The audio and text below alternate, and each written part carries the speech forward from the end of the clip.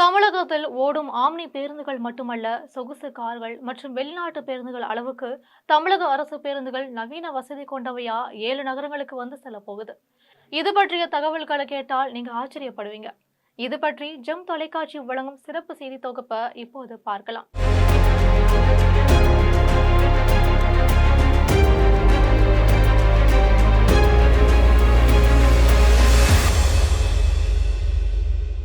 தமிழ்நாட்டில் தொலைதூர பேருந்துகள் என்றால் ஆம்னி பேருந்துகள் தான்.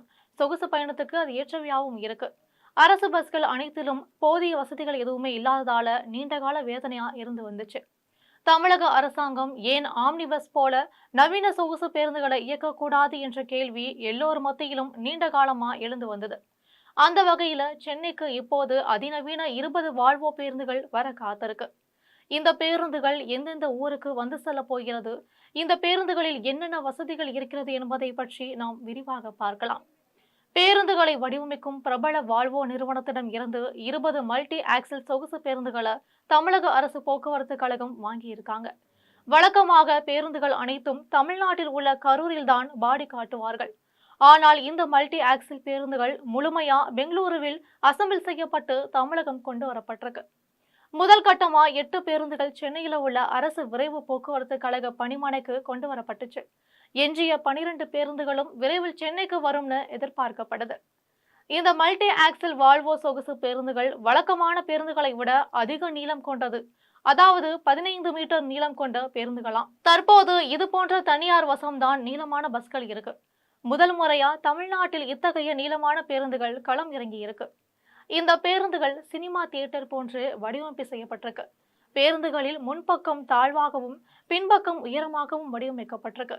பேருந்தின் முன்புறமும் நடுப்பகுதியிலும் டிவிகள் அமைக்கப்பட்டிருக்காங்க.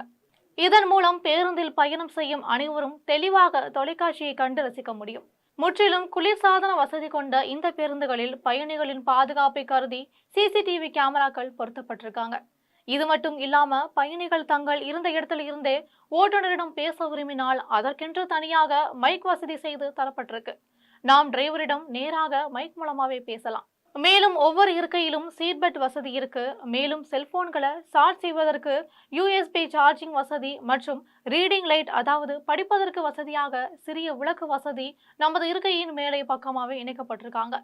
இந்த பேருந்துல அனைத்து ஜன்னல்களுமே அவசர காலங்கள்ல உடைத்து அதன் வழியாக பயணிகள் வெளியேறும் வகையில வடிவமைக்கப்பட்டிருக்காங்க.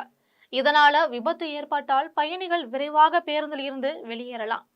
இது மட்டும் இல்லாம இந்த பேருந்தில் தீப்பிடிப்பதை கண்டறியும் வசதியும், தீ விபத்து ஏற்பட்டால் தானாகவே தண்ணீரை பீச்சி அடிக்கும் வகையிலான வசதிகளும் தீயணைப்பு கருவிகளும் பொருத்தப்பட்டிருக்காங்க.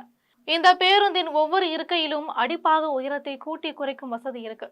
இதன் மூலம் உயரமான பயணிகள் மற்றும் குள்ளமான பயணிகள் தங்களது வசதிக்கு ஏற்ப இருக்கையின் உயரத்தை ஏற்றவோ இறக்கவோ செஞ்சுக்கலாம். பேருந்தின் அடிப்பாகத்துல 14 மீட்டர் அளவிற்கான மிகப்பெரிய லக்கேஜ் வசதி இருக்கு. இதன் மூலம் பேருந்தின் அடிப்பகுதியில் 2 சக்கர வாகனங்கள் போன்ற பெரிய பொருட்களையுமே ஏற்றி செல்லலாம். மொத்தம் 51 இருக்கைகள் இந்த பேருந்துல இருக்கு. அதாவது இடது பக்கம் 2, வலது பக்கம் 2 என போதிய இடவசதி கொண்டதா இந்த இருக்கைகள் அமைக்கப்பட்டிருக்காங்க. இது மட்டும் இல்லாம இருக்கைகள் சாய்க்கும் வசதி என்பது மற்ற பேருந்து போல இருக்காம முக்கால் பகுதி அளவுக்கு படுத்து தூங்கும் அளவுக்கு சாய்வு வசதி கொண்டதா அமைக்கப்பட்டிருக்கு. மேலும் பஸ் முழுவதும் அலங்கார விளக்கு வசதிகளும் பொருட்களை எடுத்து செல்வதற்கு மேல் பகுதியில தேவையான அளவு இடவசதியும் இருக்கு. வழக்கமாக கடைசி இருக்கைகள் என்றால் அதனை யாருமே விரும்ப மாட்டாங்க. காரணம், போதிய அளவு வசதி இருக்காது. அது மட்டும் இல்லாம கீழுமாக தூக்கி தூக்கி அடித்து உடலை நோக செய்யும்.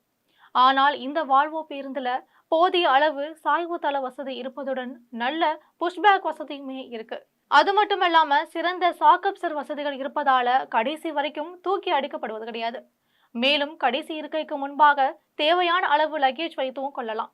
இந்த பேருந்துகளை இயக்கும் ஓட்டுநர்களுக்கும் பல வசதிகள் செய்து தரப்பட்டிருக்காங்க. பேருந்தின் முன்பாக மட்டுமில்லாமல் பின்னால் வரும் அனைத்தையும் அறிந்து கொள்வதற்கு டிஜிட்டல் வீடியோக்கள் இருக்கு. இது தவிர இந்த பேருந்தில் பிரேக் வசதி மிக சிறப்பாகவும் இருக்கு. ஓட்டுநரின் இருக்கையும் மிக சொகுசாக வடிவமைக்கப்பட்டிருக்காங்க. இந்த பேருந்துகள் அனைத்தும் 300 கிலோமீட்டருக்கு மேல் தூரம் கொண்ட மற்றும் அதிக டிமாண்ட் கொண்ட நகரங்களுக்கு முதல் கட்டமா பயணம் செய்ய இருக்கு. சென்னையில் இருந்து பெங்களூரு, கோவை, மதுரை, திருச்சி, நாகர்கோவில், திருநெல்வேலி, திருவனந்தபுரம் உள்ளிட்ட நகரங்களுக்கு இந்த பேருந்துகள் முதல் கட்டமா சேவை அளிச்சிருக்காங்க. இதுல விசேஷம் என்ன அப்படின்னா, ஆம்னி பஸ்களை விட மிக குறைந்த கட்டணத்தை வசூலிக்க தமிழக அரசு திட்டமிட்டு இருக்காங்க. வருகிற டிசம்பர் மாதம் கிறிஸ்துமஸ் விழா வருகிறது. ஜனவரியில் புத்தாண்டு மற்றும் பொங்கல் பண்டிகை வருது. இதை ஒட்டி இந்த பேருந்துகள் அனைத்தும் விரைவில் தனது சேவையை தொடங்க திட்டமிட்டிருக்காங்க. இந்த பேருந்துகளுக்கு பயணிகள் வரவேற்பு அளித்ததால கூடுதலாக மல்டி ஆக்சில் பேருந்துகளை வாங்கவும் தமிழக அரசு உத்தேசித்து இருக்காங்க.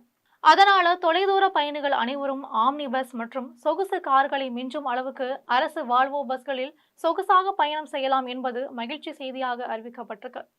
இது போன்ற பயனுள்ள செய்திகளுக்கு ஜெம் தொலைக்காட்சியுடன் எப்பொழுதும் தொடர்பில் இருங்கள்.